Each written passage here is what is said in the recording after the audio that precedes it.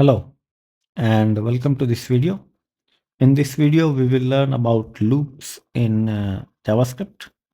So specifically, we have three types of loop: for, while, and do while.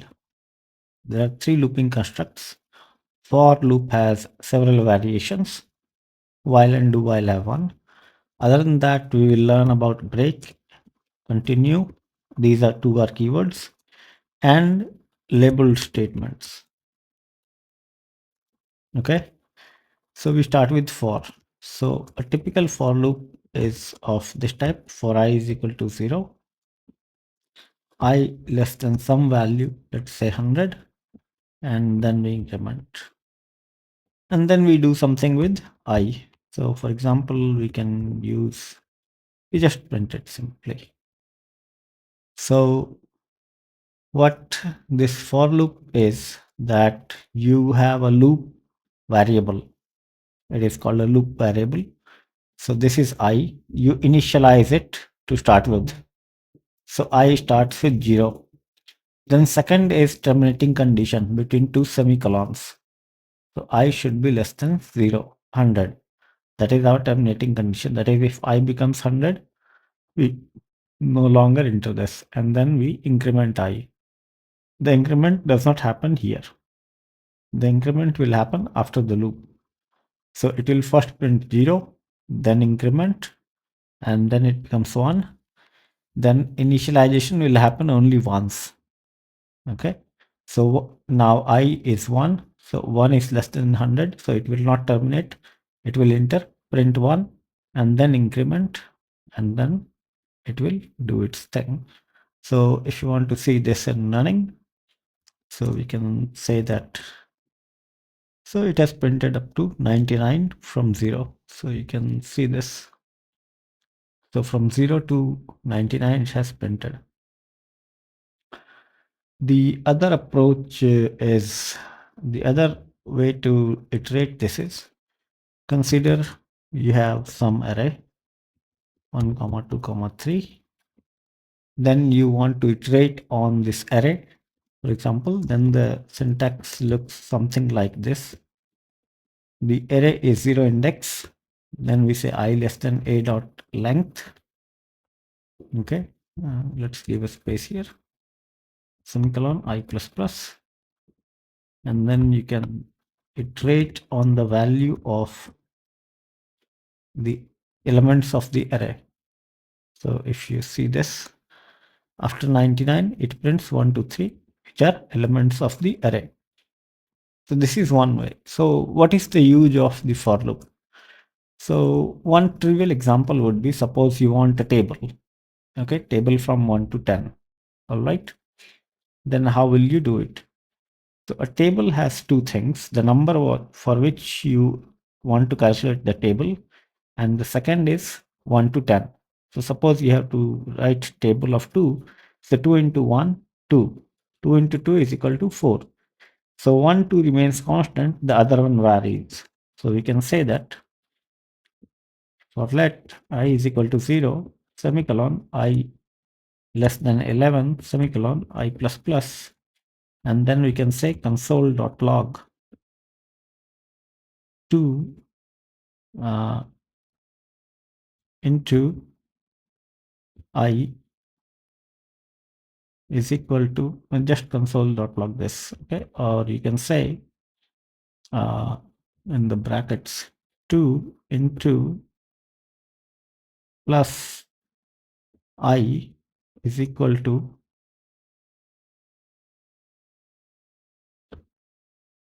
or you can give plus as well, plus in the double quotes, you can say like this. Okay. So let's see how it looks like. So you see, we started from 0. We should start from 1 rather. So 2 into 1 is equal to 2, 2 into 2, 4, and so on. We have our table. Now these loops can be nested. Okay. What I mean by, suppose you want to calculate the loop of, say you want to create a table of tables. For example, you want to create table of 2, 3, 4, 5. So what you can say do is, in this you write an outer loop for j is equal to 2. Let j less than 6 semicolon j plus plus. So this is the outer loop. And then we have our inner loop. We can say that j plus this into I is equal to j into I. So now what happens is, I'll tell you how it will work. So j will start with 2, I will start with 1, and then I will become 2, and then we repeat the inner loop with I is equal to 2, and then I becomes 3, inner loop is repeated by 3, then I becomes 4, 5, 6, 7, 8, 9, 10, and then it becomes 11. At 11, this inner loop, I loop, will be terminate, and then the outer loop j, which was 2 to start with, becomes 3. So now j is 3, and I will be reset to 1 when it again hits line number 4. So I will be 1, and then 2 and 3. J will remain 3, and I will vary from 1 to 10. And then the inner loop terminates, and j becomes 4, and I will reset to 1, and then go on proceeding till 10. So if you want to see this in action, you can see this. So first, our j was 2 from here to here, and I varied from 1 to 10. Then j varied to 3. J increased to 3, and I repeated from 1 to 10. Then j becomes 4, and I varied from 1 to 10, and finally j became 5, and I changed from 1 to 10, and j became 6. So outer loop terminated, and our loop is complete. So this is a nested loop. So similarly, we can have another loop. For example, if you want to create a three-dimensional matrix, then you need 3 loops. Okay. If you have a matrix multiplication formula you want to implement, you need 3 for loops. Okay. We will see those later on. Okay. The examples. So this is the for loop. A while loop simply is of the form this, while we have terminating condition here. Okay. So for example, we need to have a loop variable first. So we say let I is equal to 0. So we say if we want to implement a similar for loop, we can say that while I less than 11, less than 11, yes. We can say that console.log I, and then we increase I as well. I plus plus will increase it. So if you see this, we have got from 0 to 10, I changed. So if you want an equivalent for loop, you can write like this. So 1 to 10, I changed. Similarly, you can have let j is equal to 1. You can create a nested loop here while j less than 5. Okay. And you print I comma j. And then you have parenthesis and you say j plus plus. And so you'll see how it will print it. Okay. I made a mistake here. So here we will have to reset the value of j. Okay. Otherwise it will not work. Okay. Once j becomes 5, it will never enter the loop. So we have to reset this j. So now you see I varies from 1 to 12. Okay. There is a mistake here. The mistake is that we should not increase I here. We should increase I here. Okay. Now it is fine.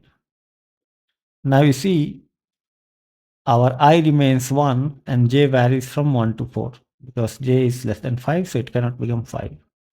I becomes 2 and j varies from 1 to 4. Okay. And similarly, it I goes on changing and j goes on repeating 1 to 4 and I varies from 1 to 10. So this is how you can write a loop, nested loop in C++. Sorry, JavaScript. Now you notice that suppose we take one, okay. Now we see that I is less than 11. Now I is 1 here. If we make I 15, it will not enter the loop itself because 15 is less than 11, so it will print nothing. It didn't print anything. That is a bit different in do while loop.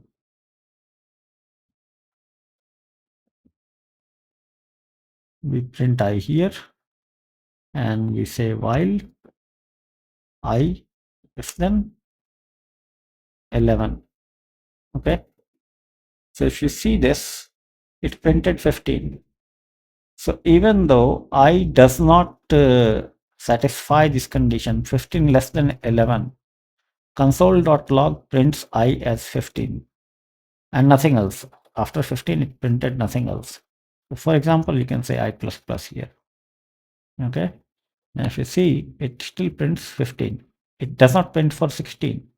So how it works is when the body starts, it sees do and it executes console.log I. That is I is 15. Now we do I++, I becomes 16. And then the while loop is tested, while condition is tested. Now I becomes 16.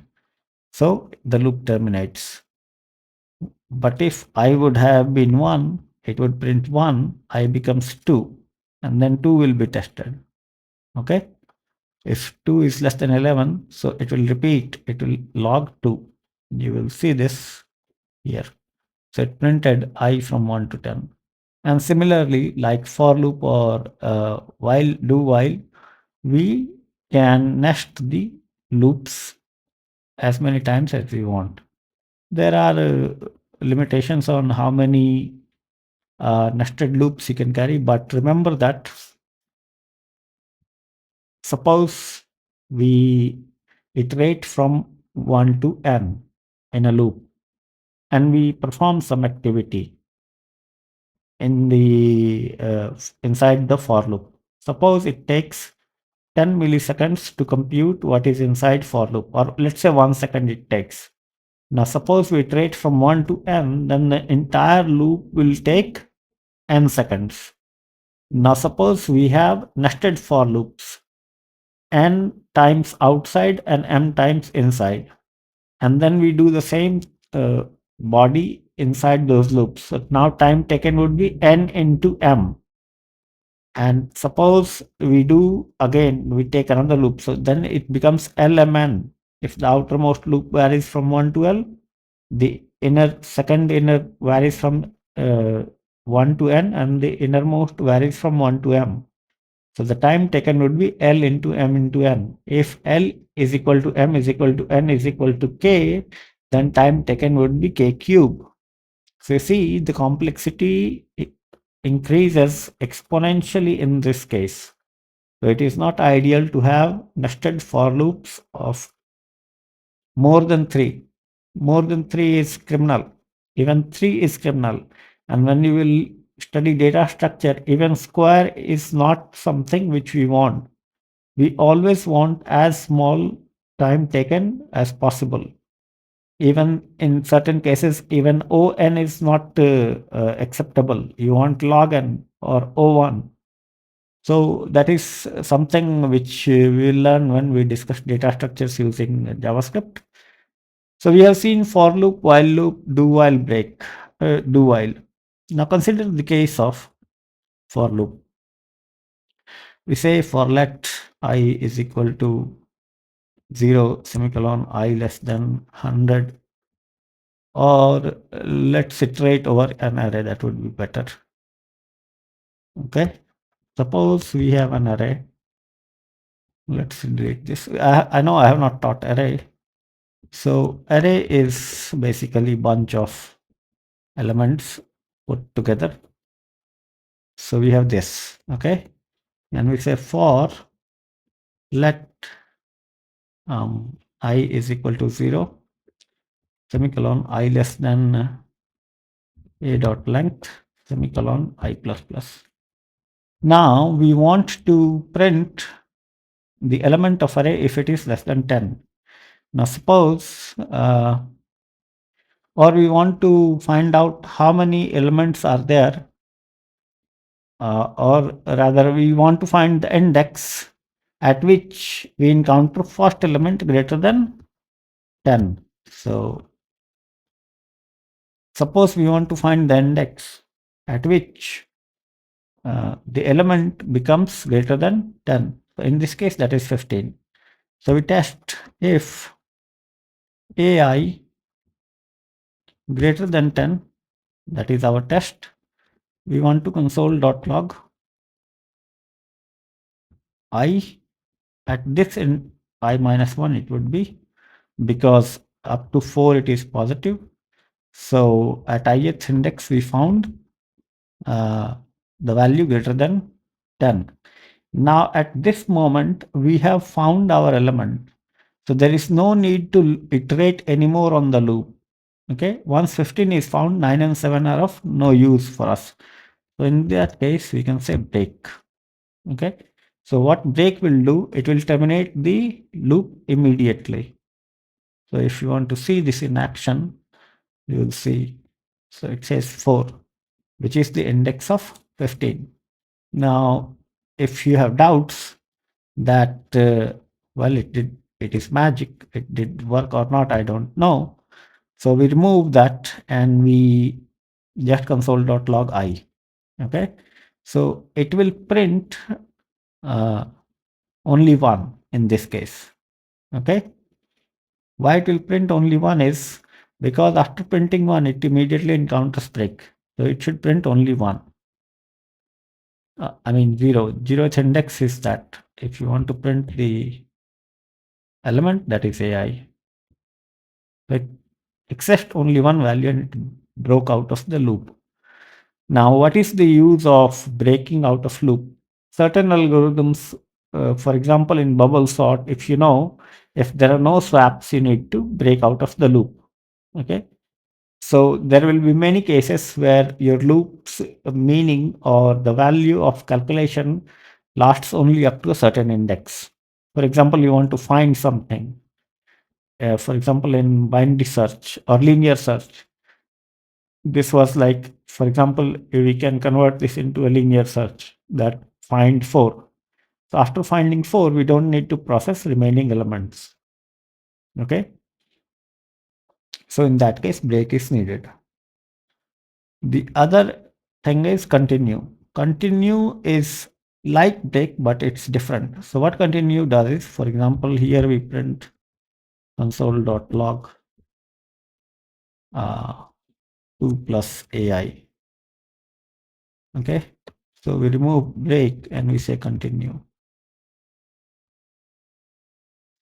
So if you see this, the console.log is a bit faded. The reason is the existence of continue says that do not process lines which follow the continue statement. Okay. That means this line will never be processed. So for example, if I run this, it will print 1, 2, 3, 4, 15, 9, and 7. Okay. It did not print this. For example, if there would have been no continue, you see what would be the output. 1 is followed by 3, 2 is followed by 4, 3 by 5, and so on. But continue, make sure that the lines following continue uh, does not execute. The other usefulness of this is, consider that we have another loop. Let j is equal to 0 semicolon j less than 10 semicolon j plus plus. Now we create an outer loop. Now we know that we have to break some time. Let's break at the first instance. Now in this case, what will happen is it will break out of inner loop, but the outer loop will still continue. So to break out of outer loop, what you can do is you can create a label. You can say outer, it's a label. And then you can say break outer. Okay.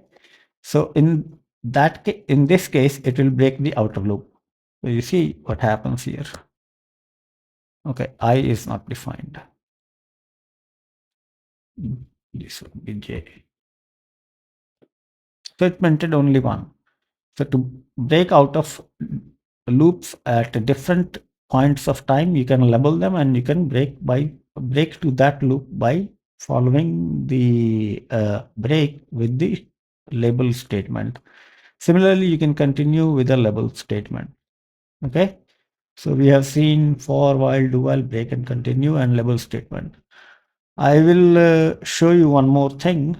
There is, let me show you. Let me show you dictionary. So consider there is a JSON object or a dictionary or hash map, which we call it, say, m is equal to. We have some key, let's say k1, and we have a value v1, and k2, and we have a value v2. Okay, this would be comma. So there are two keys and two values. So we can iterate on this m in the fashion of, for I in m, this is another variation of loop. We can say that console.log I. Okay. So v1, or this is a string. Sorry. We have to make it a string.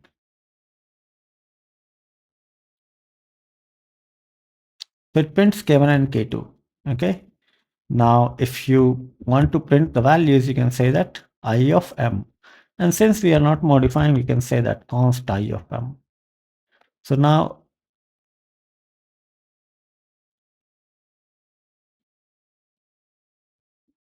okay, m is not iterable. Okay, so this is applicable for only iterable types. This is not iterable because the dictionary, it can be nested. Okay, all right. So we say let a is equal to 1, 2, 3, and we say a. You see, it prints 1, 2, 3. Now, what we can do is we can have this as 1 colon a, and this is 2 colon b, and this is 3 colon c. So now you see it prints like this. So there are two variations of loop. One is in and one is off. The in variation of the loop prints the property names, that is keys, and the off variation prints the value, that is, it will print the property value. For example, in this case, you can say m dot s is equal to a, or 5. Okay, so you can say that I of m. Okay, m is not retrievable in m. So you see, now it has three properties, k1, k2, ks. Now what we can do is a dot t is equal to 8. Okay, so now it will be clear. So now we are printing the property values. So okay, this should be a. So now you see it prints the properties values. Okay, and those are these. Okay, the t, it did not print. Okay, anyway, if we say in a, so it prints t also, but off will print only values. Okay, and it will not print the name. It will not print the what you call the property values. So this way you can iterate over iterables, arrays or dictionaries for in variation and off variation of the loop. So with this, we come to the end of this video, and I hope that you have found this video useful and informative. Let me know in the comments how I can improve the videos, or if you have any questions or you want videos on certain topics, let me know in the comments. In the next video, we have covered if else for loop. So in the next video, I think I'll introduce functions. And before functions, we can probably study arrays or and dictionaries. So we'll see. I think before functions, we should cover arrays and dictionaries. Then we will move on to functions, and slowly we will build up our knowledge and do more complex programs. As you have seen that today's programs were more complex than the previous programs. These are still toy examples, but they help in developing the understanding. So thanks a lot for watching. Happy programming.